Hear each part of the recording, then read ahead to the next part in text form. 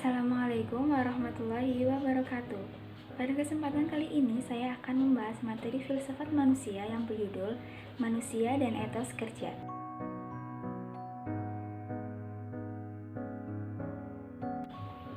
Pengertian kerja berkembang dalam pikiran-pikiran dan tujuan-tujuan tentang kerja yang pada akhirnya memperkaya arti atau makna kerja itu sendiri.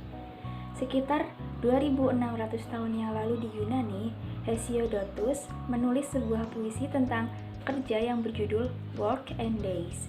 Di dalamnya ia berpendapat bahwa kerja adalah isi utama dari kehidupan manusia. Di sini, kerja dimaknai sebagai bagian sentral di dalam kehidupan manusia.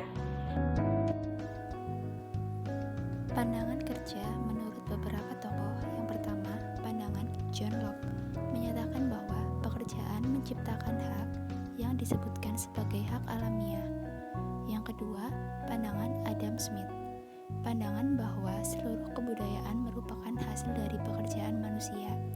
Yang ketiga, pandangan Georg Wilhelm Friedrich Hegel menilai bahwa kerja merupakan sesuatu yang dinamis, berkembang, dan menjadi sarana bagi manusia untuk menyadari diri melalui taraf-taraf dialektis yang semakin mendalam.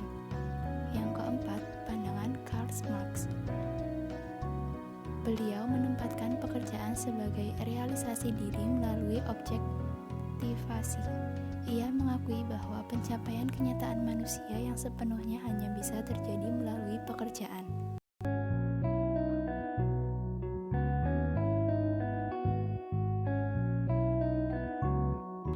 Jika kita mencermati pandangan para filsuf tadi, ada satu benang merah yang bisa ditarik, yaitu keterkaitan kerja dengan eksistensi manusia. Kerja menyatu dengan keberadaan manusia. Dapat dikatakan, kerja tidak terpisahkan dari kehidupan manusia. Dengan demikian, kerja adalah wadah bagi pembentukan diri manusia dalam membangun dunianya. Bahkan dapat dikatakan, kehidupan manusia sendiri tercermin pada pekerjaan dan hasil-hasilnya. Yang menjadi masalah adalah apakah semua kegiatan dapat diakui sebagai kerja atau pekerjaan. Mengacu pada pandangan filsuf tadi, tampak dengan jelas bahwa tidak semua aktivitas bisa dinyatakan sebagai kerja atau pekerjaan. Menurut 3 faktor yang diperlihatkan oleh H. Arfon, membantu kita untuk menilai apakah sebuah kegiatan dapat disebut kerja atau tidak. Ketiga faktor itu sebagai berikut. Pertama, keterlibatan dimensi subjek secara intensif. Yang kedua, hasil yang bermanfaat. Yang ketiga, mengeluarkan energi.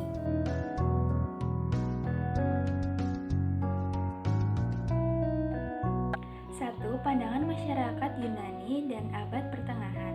Masyarakat Yunani kuno kurang memandang etos kerja sebagai sesuatu yang membuktikan eksistensi manusia. Beberapa hal yang mendukung pernyataan ini dapat kita lihat dalam pemikiran Plato dan Aristoteles. Plato jarang mengangkat tema tentang kerja ataupun pekerjaan. Plato lebih membahas tentang konsep-konsep seperti konsep jiwa.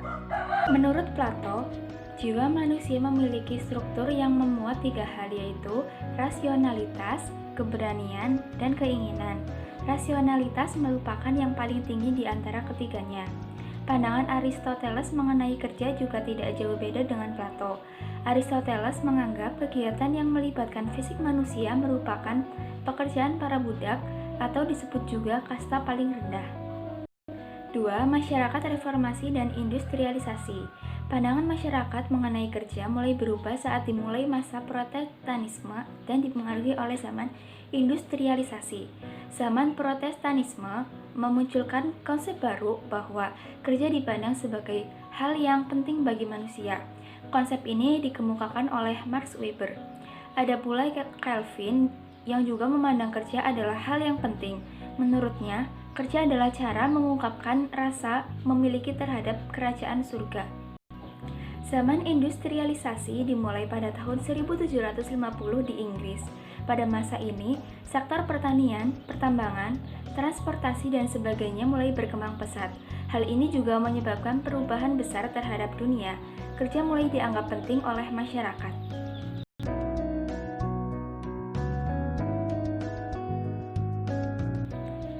1. Dimensi personal. Kerja dapat memunculkan nilai kemanusiaan. Dengan kerja, manusia juga dapat membuktikan diri sebagai manusia. Manusia tidak dapat ditaklukkan oleh kekuatan alam atau materi. Ia hanya dapat ditaklukkan oleh kemauannya. Di saat melakukan pekerjaan, manusia mencurahkan pikiran, hati, dan tenaganya untuk menyelesaikan pekerjaannya. Ini artinya semua yang ada di dalam diri manusia terlibat dalam proses melakukan pekerjaan, hingga kerja bisa menjadi cara merealisasikan diri. 2. Dimensi sosial. Manusia selalu hidup berdampingan. Ia tidak dapat hidup dengan dua tangannya sendiri. Begitu pula dengan kerja. Di dalam dunia kerja, manusia tidak bisa berdiri sendiri. Itu pun juga melibatkan orang lain. Dimensi sosial kerja tidak hanya terletak pada hasilnya dirasakan oleh masyarakat tertentu, melainkan juga menghubungkan manusia yang hidup dalam waktu yang berbeda. Yang ketiga, dimensi etis. Nilai etis berkaitan dengan moral. Maksudnya, dalam dunia kerja, tiap orang harus mempunyai moral yang etis atau baik, tidak merugikan sesama, dan melakukan kecurangan. Karena itu, nilai etis merupakan hal yang penting. Nilai ini melandasi dua dimensi sebelumnya, yaitu personal dan sosial. Nilai etis yang harus ada di dalam dunia kerja ada tiga, yaitu keadilan, tanggung jawab, dan kejujuran.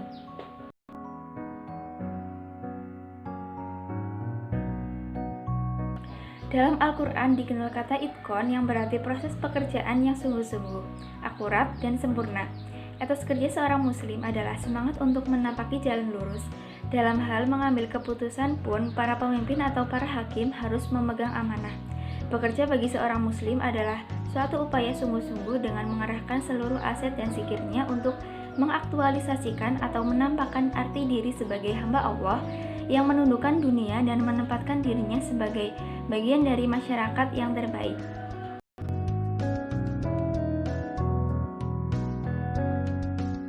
1. Agama, 2. Budaya, 3. Sosial politik, 4. Kondisi lingkungan atau geografis, 5. Pendidikan, 6. Struktur ekonomi, 7. Motivasi intrinsik individu.